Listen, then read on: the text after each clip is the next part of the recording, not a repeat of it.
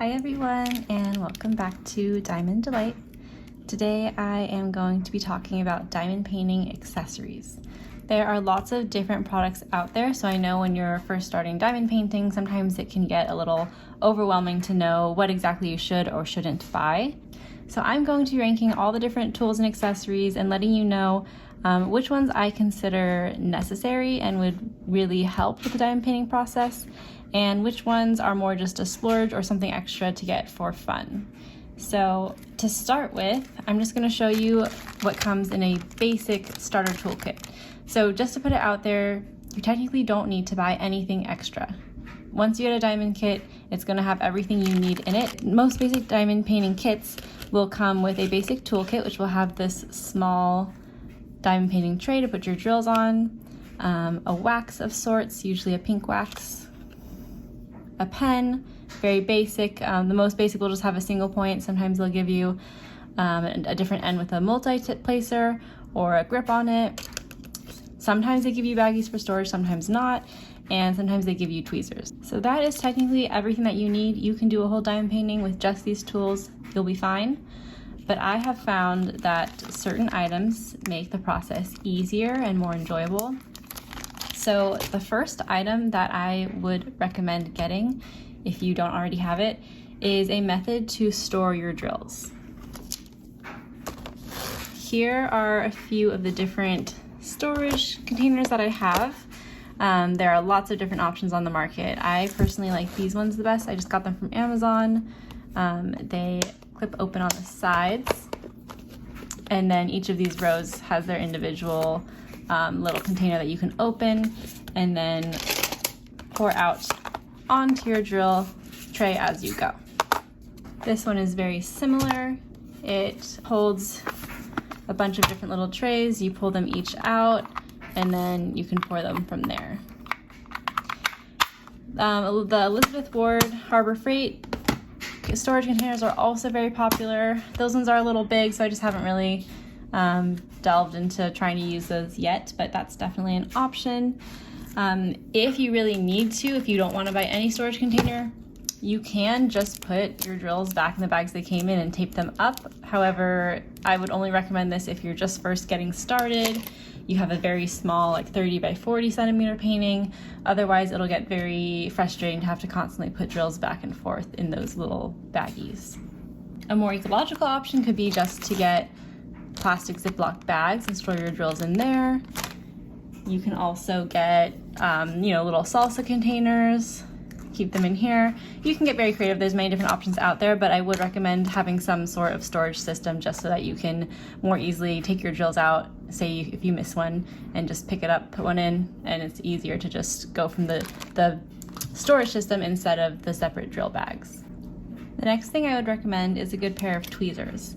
So like I said, many diamond painting kits will come with tweezers, but they tend to be not the best quality. These ones are just a very thin metal that they bend as you push them. They don't really hold their own. This is like a plastic pair that hardly is able to pick up anything with any force. I will say that the ones that come with Diamond Art Club are pretty good. They're pretty strong. They're nice metal, and they're sturdy, and they have a pointy tip. So let me focus that for you. Some people really like these. I actually like using tweezers that have a slanted tip, so I'm going to show you the pair that I like.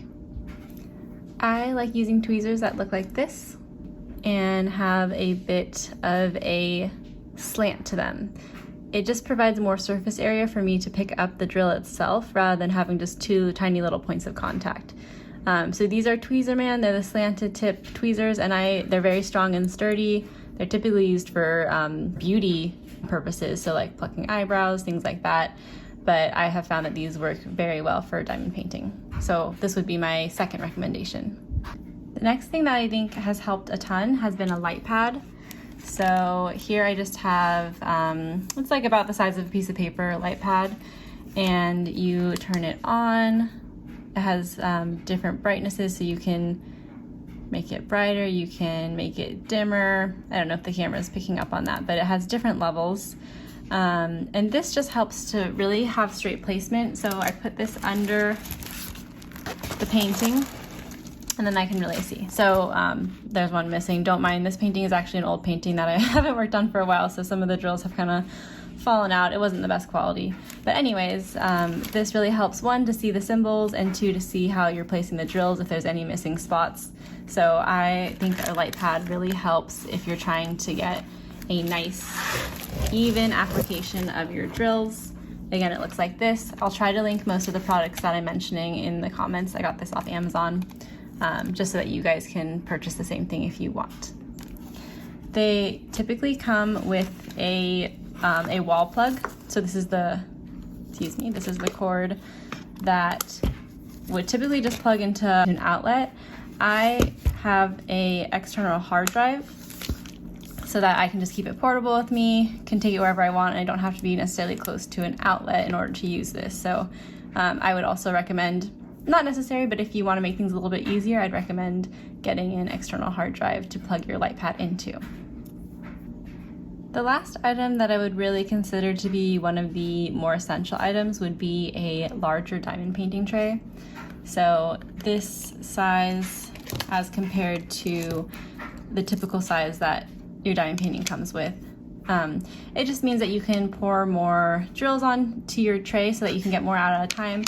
It also has higher edges, higher sides, so that when you're shaking your drills, you can kind of be more vigorous with it and they will stay on instead of popping out over the sides. So if you're doing a large diamond painting, then I really would suggest getting a large tray. It just makes it a lot easier to get your drills out and lined up nicely, and to just do that once and not have to go back and do that a bunch of other times. And that's actually it for the 4 items I would really recommend that you get first: the storage, the tweezers, a LightPad, and a big tray. The next set of items that I'm going to talk about, I don't think are necessary. They're just kind of extra ones that could be helpful, but it's kind of up to you how much you want to get into it. So the first thing I want to talk about is pens. So there are many different types of pens that you can get. Sometimes you can just get a grip, you can get custom-made ones, you can get ones off of eBay or Etsy. You can get multi-placers so that you can place multiple diamonds at once. These might help you become more comfortable. I actually have found that I just kind of taped up a grip onto one of the ones they came with, and I actually have the best placement with this one as compared to some of the other ones I've gotten. So it's really up to you, and especially if you have arthritis or hand problems, you might want to look more into this. But yeah, this is kind of one of those extra items that you don't necessarily need, but they're definitely a lot of fun. I plan on making another video going a little bit more in depth about diamond painting pens and what I've learned from working with them so far. So stay tuned for that, or let me know in the comments if that's something that you're interested in, and I'll try to make that higher priority on the list. The next item that's nice to have, but definitely not a necessity, is a roller. So you could probably use a rolling pin just as easily. This just came with kind of a mass kit of tools that I got. Oh, there's a diamond stuck to it.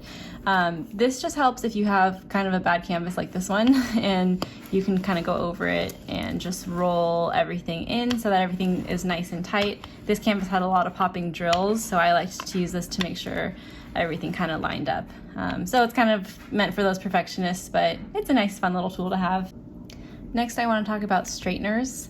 There are some items on the market that are actually like a big flat straightener that you can go in and straighten out all your drills.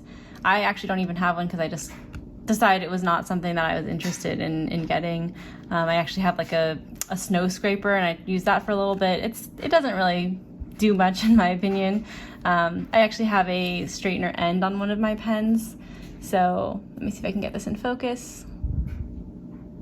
Yeah, so I just use this to kind of go in between the rows of the drills as needed to help straighten everything out, just kind of like this.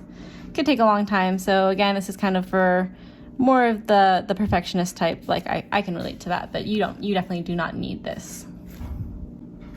Many people also choose to look into different kinds of wax. So sometimes people get home supplies like blue tack to use as wax, glue dots. There are sellers on Etsy that sell their own wax. Sometimes they come in little pots like this. This is just a normal pink wax anyways. For me personally, I don't think that's necessary. The pink wax that's come with the kits has done just fine. But yeah, some people do like using different waxes. Sometimes they have a nice smell to them. So if the wax that you're getting isn't working for you, that's something that you could definitely look into. Another item that I find helpful but unnecessary is a cover minder. So a cover minder is basically just a magnet. It's a two-sided magnet, so you have it like that. And basically when you're working on your painting, if this section wasn't done and you kind of just want to fold this out of your way, you can put the top of the magnet on there, the bottom of the magnet on the bottom of the page, and it will kind of hold it out of the way for you while you are doing your painting. So they're nice to have, definitely not necessary, but you could also probably just get them for cheap, or even just get your own set of magnets and just make your own, but they're kind of a cute thing to have if you like that. X-Acto knives, I'm hesitant to recommend just because for me personally, I only really use them in the setup of the diamond painting. So if they have the clear cover or any cover across, I will sometimes, cut it first so that I have sections. It's helpful and does help a bit more than having to lift up and use scissors, but again, you're only going to use it for a very small section of the diamond painting itself, so I wouldn't put this high on the priority list of things to buy. And the last item that I would put on your radar of things that you might want to buy would be an easel, especially if you're working with larger paintings where it's hard to kind of work your way in from the middle. It just helps for you to have a better neck angle and not put as much strain as you're bending over to work on your project. I personally don't have an easel, but I do have a drafting table that I'm planning on setting up soon. I have a small little tabletop easel that I've used for some smaller paintings, and I've also just gotten a really large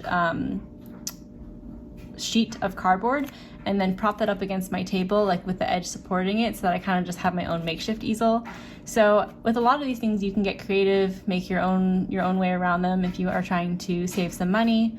But I know for some people, it's also a lot of the joy is just getting these cute products, kind of having another thing to search online for and get something cute that they really enjoy. So yeah, everyone kind of has their own opinion on what they like, but at least I wanted to give you an idea of what I consider is going to be most helpful for you when you're first getting started versus some of the more advanced options that you don't necessarily need but are just kind of a fun thing if you try out the hobby and find that you really like it and want to invest some more time and money into it.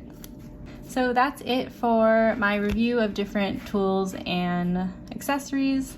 I hope that this was helpful for you all. I'll try to link the products that I have purchased in the description so that you have access to those if you need it. And if you have any questions in the meantime, please feel free to leave them below. Reach out to me and let me know what kind of tools you like to use. I'm sure there's probably new ones coming out every day that I haven't tried yet. So if there's anything that you would recommend or that you think I should try, please let me know. I'd be very open to looking into more tools. But this is just what my experience has been so far. Anyways, thank you for watching, and I hope you have a great rest of your day. Bye!